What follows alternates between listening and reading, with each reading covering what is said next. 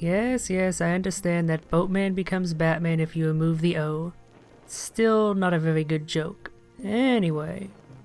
Hello there and welcome back to Salt and Sanctuary. Today we're doing some Corsair cosplay with the Corsair's armor set, which is a very light armor set, helpful indeed since the weapons that we're going to be using today are quite heavy. We'll be using the Stardust Spear, a weapon that we picked up last time, which is a magic scaling lightning damage spear, as well as the Jaws of Death, a unique Great Scissor weapon, one of only 2 Great Scissors in the game. It is essentially an alternate variant of the Great Swords, and so runs off the sword skill on the Tree of Skill. It is also stupidly fucking overpowered, having one of the highest attack ratings in the game, and being capable of the highest possible DPS thanks to its unique strong attacks, which are a series of incredibly quick scissor chops. With this, you can pretty much chop any enemy up to and including big bosses into little shreds of paper with very little ease. Pretty much the only reason that we're using the Stardust Spear along with it, aside from a bit more variety, is just to show just how overpowered it is in comparison to a good but not stupidly strong weapon. Since it is such a good weapon, this is always something we're going to want to keep in our back pockets for dangerous situations, so we're going to upgrade it as high as we possibly can, which is up to +5 at the moment. Also worth pointing out that the Stardust Spire, sorry I kept calling it the Stardust Spear, is the first weapon we have that upgrades with the frozen upgrade materials, so that was a fortuitous purchase that we made earlier with old Minty Skell. The Stardust Spire, by the way, is one of the better weapons for a pure mage build, even though it does require a little bit of investment into pole arms, since it is a class 3 spear. But it's definitely worth it since the damage is good and it has the pretty damn good spear moveset. Not as good as a halberd, but there are no magic scaling halberds, so that's what you have to deal with if you're a mage. Anyway, that's all the upgrading done, so after a quick charm swap on our Great Scissor here, after I confirm that using the Stamina Reduction Charm actually gives us enough leeway to do an extra scissor swipe, or a dodge roll after a series of 3 chops. We're going to go back to the far beach to continue to explore there. You know, I gotta say, even for me that was a pretty impressive run-on sentence, oh boy, hopefully that made sense. Anyway, we're going to explore the far beach here and see where we can go. And in many cases, where we currently can't. Theoretically, we could use the jump glitch to access the pitchwoods, and in fact I've done that on previous playthroughs, but it is not worth it. The area is very much designed with the final brand in mind, so don't go there until you acquire that. What a thrill. Oh, never mind. Too late. If you're wondering why I didn't speed that up, it's because, honestly, I forgot. There are going to be a lot of situations in this episode where I employ editing to speed things through because this area is pretty big, and there's a fair amount of backtracking involved, especially if you want to unlock all of these shortcuts as they become available to you. Now we cannot enter the Ziggurat of Dust from there, but we'll be doing that soon enough. We'll have to find an alternate entrance though on the beach proper, so that's enough of exploring the underbelly of this area. Ah, the Despondent thief is gone. Hopefully she made it safely. I neglected to mention this last time, but if you're an achievement hunter, you have to complete a quest in order to get an achievement. Same with the Masterless Swordsman for that matter. Anywho, here we come to a viable entrance into the Ziggurat of Dust. Before we enter it, we'll descend into this pit to pick up treasure and encounter a rather nasty enemy type, the Porcelain Doll. They don't seem too threatening here because we're getting the jump on them and they're very squishy, but they are pretty much the definition of glass cannon. Trust me when I say that you do not want to get hit by their grab attack. You will regret that very much. The game is very forgiving here because as we enter the Ziggurat of Dust, it gives us a sanctuary immediately. so if we die we don't have to run all the way back from the far beach. Definitely a welcome thing. We're going to be seeing plenty of new enemy types in this area, and this one here is a right jerk. Rather than actually try and attack you, he'll just run away if you approach, and I would not recommend chasing after him because he will almost always be running into a group of other enemies who he will happily assist. So we're just going to ignore him for now and deal with him later if he ends up coming up again. One of the nice things about the game from here on out is that the level design actually undergoes a shift to be more about platforming and a little bit of puzzling, more so than the combat, although there is still plenty of that, as we can see here taking down these annoying skeletal mages. They love to teleport, although thankfully they are not invincible during the entirety of the animation and they don't like to spam it, so they're not nearly as bad as the previous angsty bones. And if you have a lot of DPS, you can take them out before they even have a chance to do much. Although if you do get hit by their magic, you're gonna be hurting. It's quite potent.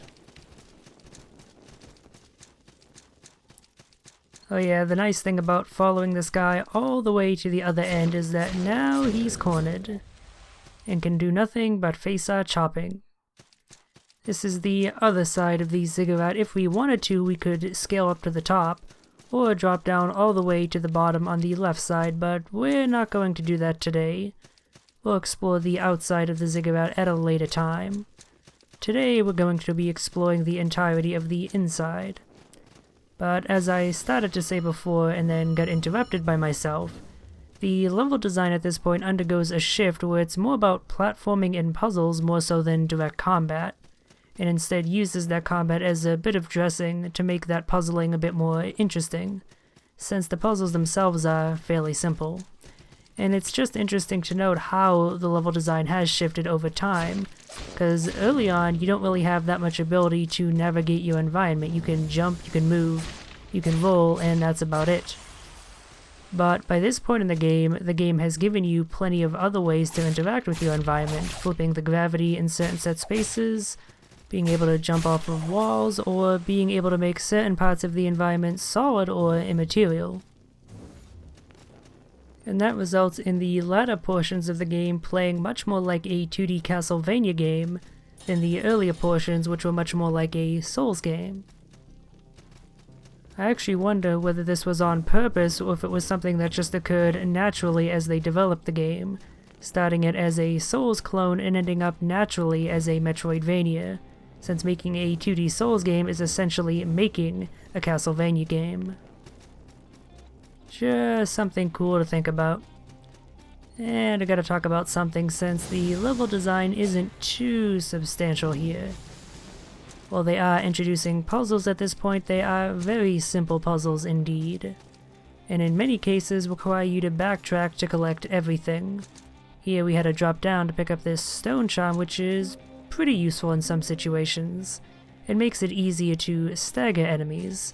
So if you're having trouble stun-locking an enemy such as these mages here, for example, they're surprisingly resilient, you can slap that on your weapon and you may have an easier time. But because we picked up that item, we now have to go all the way back around and go through that puzzle, that little bit of platforming again to actually make progress, which is a little bit annoying. For ease of watching, I've sped that up. That is the first time that I've used editing, and it won't be the last, as I mentioned earlier. At this point in the game, you should just expect any chest you come across to be a mimic. No reason not to attack them after all. There's no punishment if you attack a real chest. The boss. This early on? Well, apparently so. Yeah, this is one of those areas where there are actually 2 bosses to slay.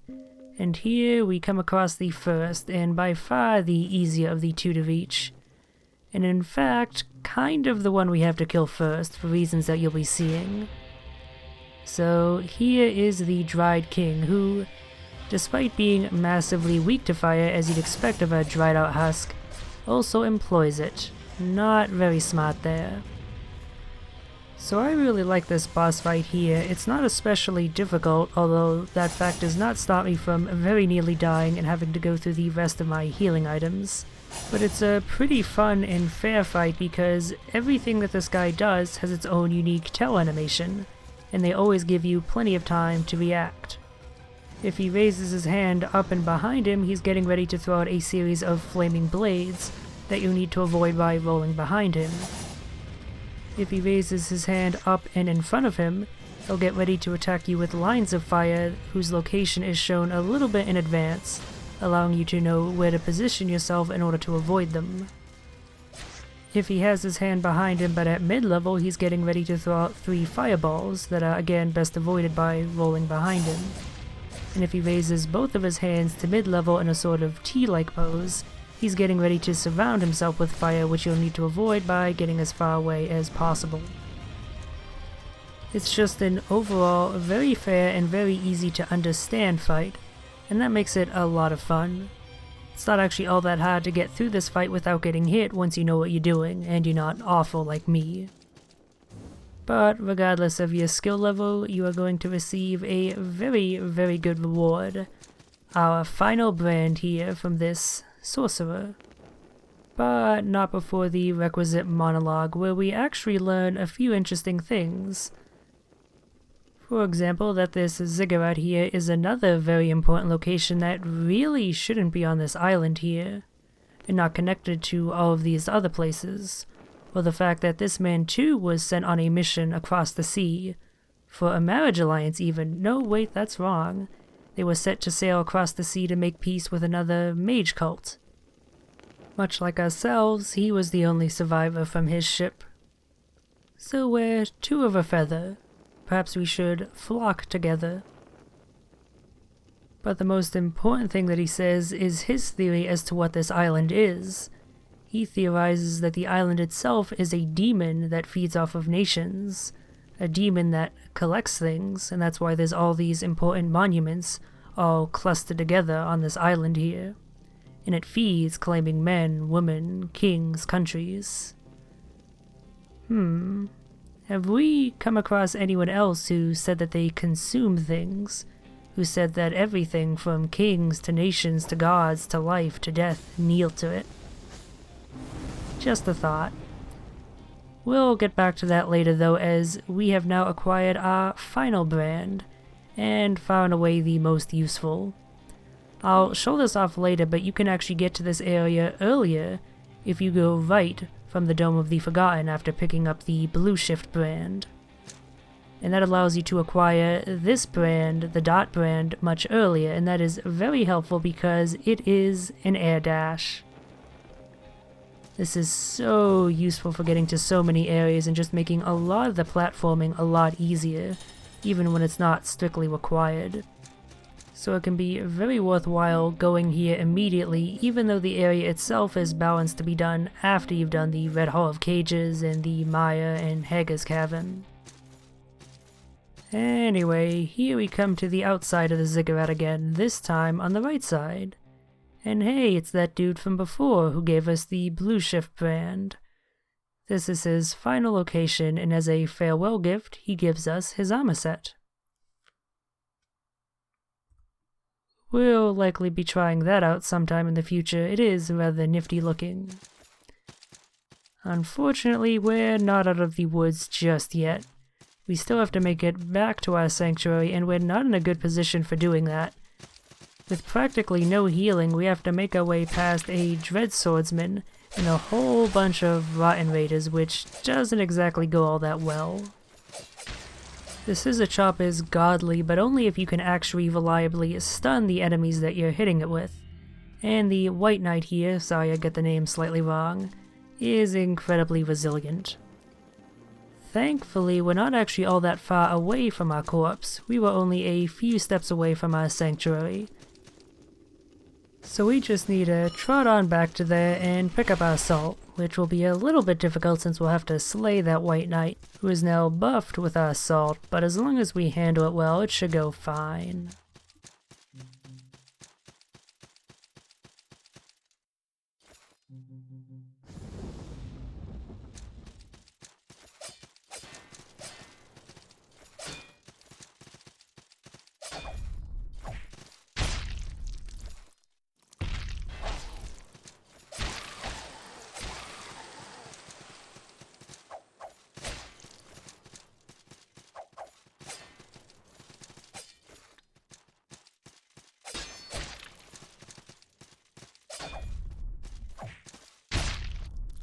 If you thought I was subtly referring to this going poorly, well, you're mistaken.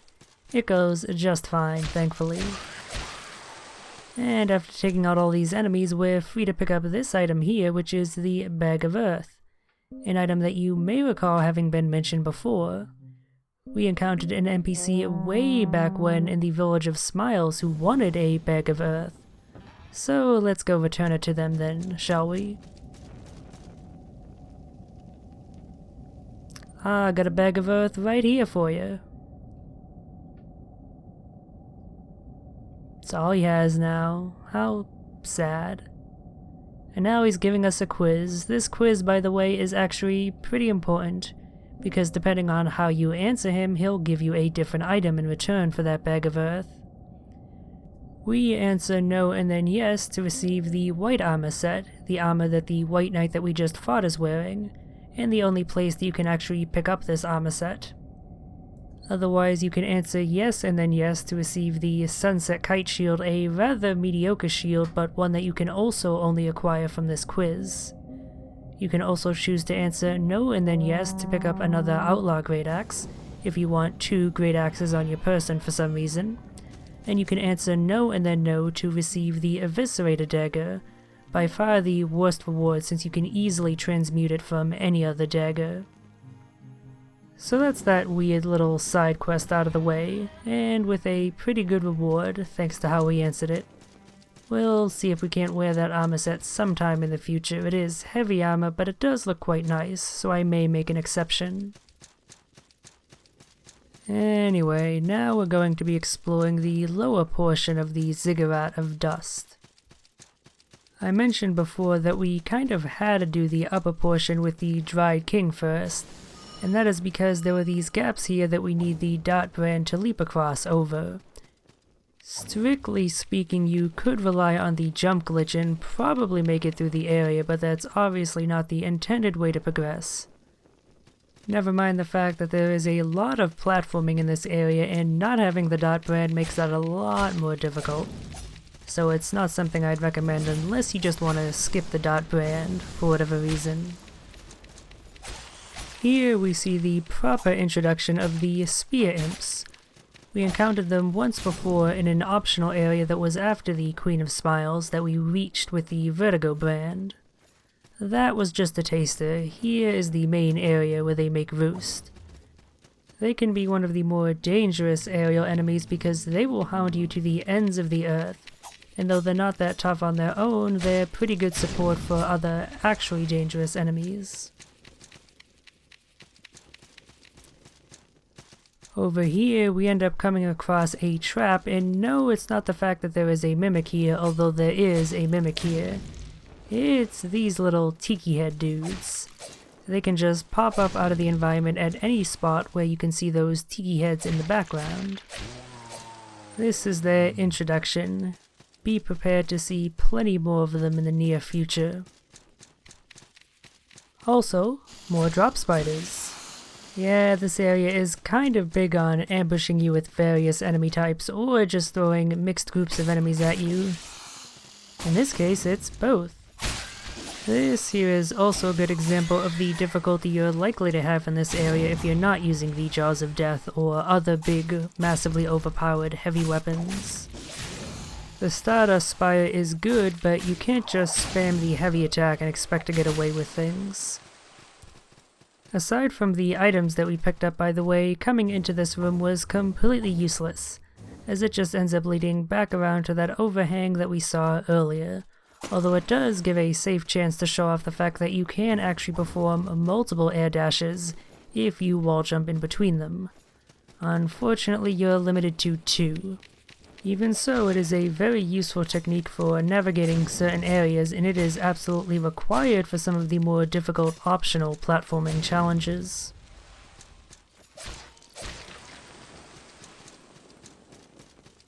Ah, porcelain dolls, so dangerous and yet so cute. We may see exactly why they're dangerous at some point in the future. Coming up here, we're coming to the part of the area where, more likely than not, you're going to end up getting a little bit confused and or lost if it's your first run through, It's not an especially complicated area by any means, but it's just large enough that combined with the perspective shifts of walking on the ceiling at certain points, that it can get a little bit confusing. But maybe that's just me. So after inadvertently foiling an ambush, I'm not entirely sure why they spawned. I don't think they're supposed to when you're coming from the bottom like this, but maybe the developers just didn't think of that. We have to deal with some of these spear imps here, which thankfully is actually not all that difficult. Upside down combat isn't any more difficult than right side up combat, which is not always something that you can say is true in games where they flip your perspective like that. Having dealt with the spear imps, we come to the part of the level which is probably the trickiest on your first time through, because this is something of a platforming puzzle that cinches around you realizing that you can actually make that jump that we just made, if you use the air dash properly. If you don't realize that you can do that, you're just going to be wandering around for a while with no ability to make progress. And that's basically what happened on my first playthrough. But again, maybe that's just me. Before doing anything else, we're going to want to head up here and unlock a very handy shortcut. This gate all the way back to the start of the lower portion. If we were to die sometime in the near future, this would be very handy indeed. But let's get back to actually making some progress.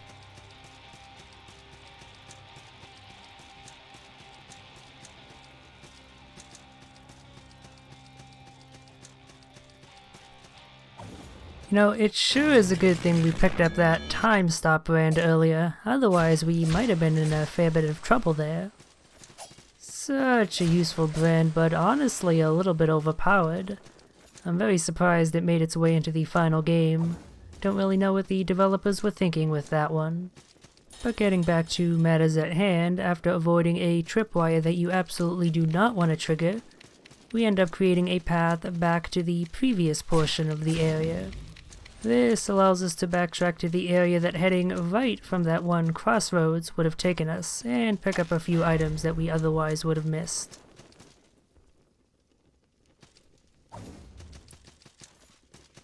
It also puts us right in the middle of a rather nasty surprise, just 3 Saltless waiting to ambush you, regardless of which direction you enter the room from.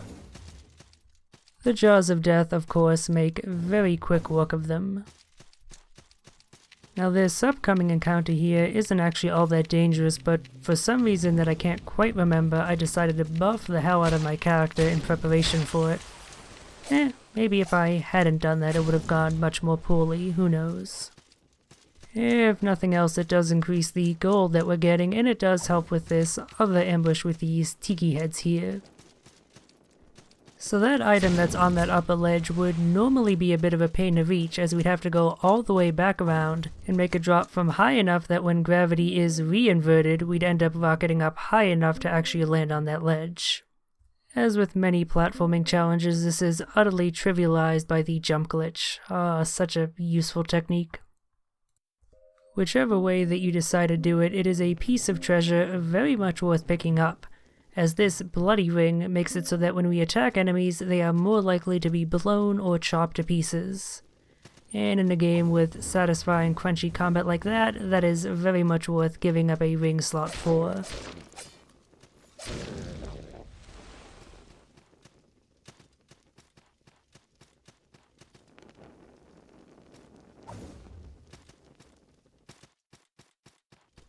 So we're back to making progress here, or we would be if I hadn't foolishly forgotten to pick up a single item, which we're going to have to backtrack for. If you have an eidetic memory, you may remember which one it was. It was the one guarded by the spear imps that we previously took care of while upside down. They must have come back after we used our time stop ability for whatever reason. The item itself, by the way, is very much worth picking up, as it is a unique Great Axe weapon. A Class 5 Great Axe called the Castaway's Great Adze. So I guess when I mentioned earlier that you could only pick up the one Outlaw's Great Axe, I was kind of massively incorrect. I think at the time I conflated that situation with that of the Great Hammers, of which there is only one available in the game world. Anywho, we just picked up a ring that'll be of great use to us when we get back to Majin. Reduced focus cost for spells? Yes please.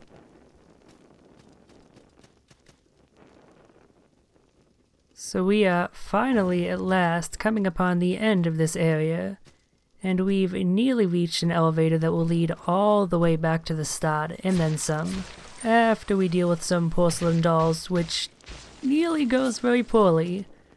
Right there is the very first time that we've been grabbed by them, certainly haven't been before.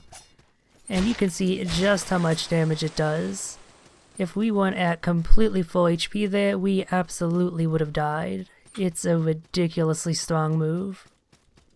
But we do manage to survive and even get a little bit lucky by picking up a drowned porcelain's ashes, which is very useful for transmutation.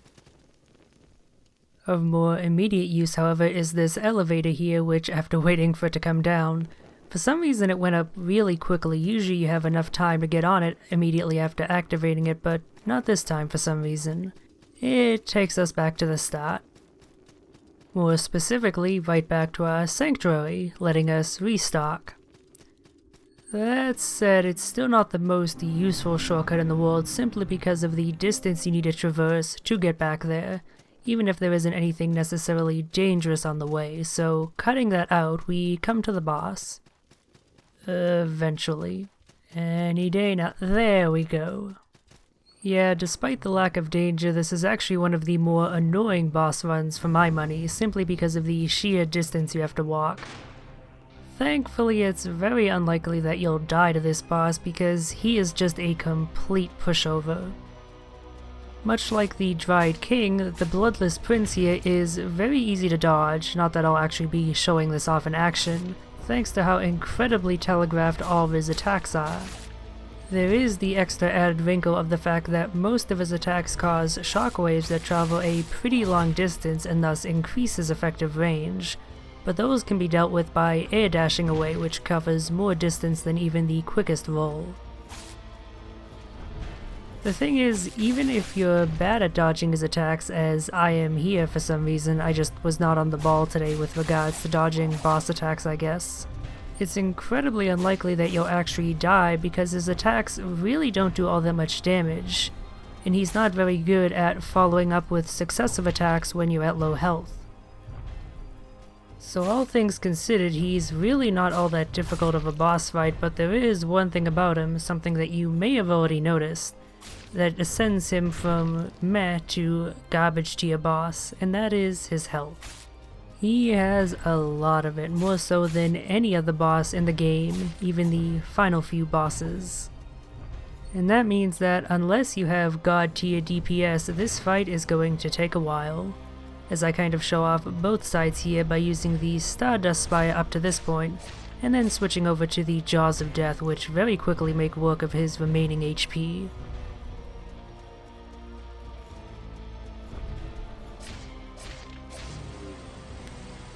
So yeah, that's the Bloodless Prince, probably my least favorite boss in the entire game. He's just a giant sack of crap and something I think that the game could have done without. I'd rather have no boss fight here than this one. Although you can make a pretty cool weapon from his boss item, so there's that. Now at this point I would normally just warp back to the sanctuary and end things off there, but there was a shrine up ahead that allows us to keep our current progress and prevents us from having to backtrack all of the way here next time. And though we will not be exploring the area beyond just yet, there is a certain someone we must meet with. Does it know what I have done? It thinks it knows. Amusing. I take the things that I desire. I have taken so many things from so many people. Souls like scraps bound in dying flesh, I claim them. Kingdoms of dust and lies, petty princes, corrupt lords, I claim them. And that's all he has to say. What a strange fellow.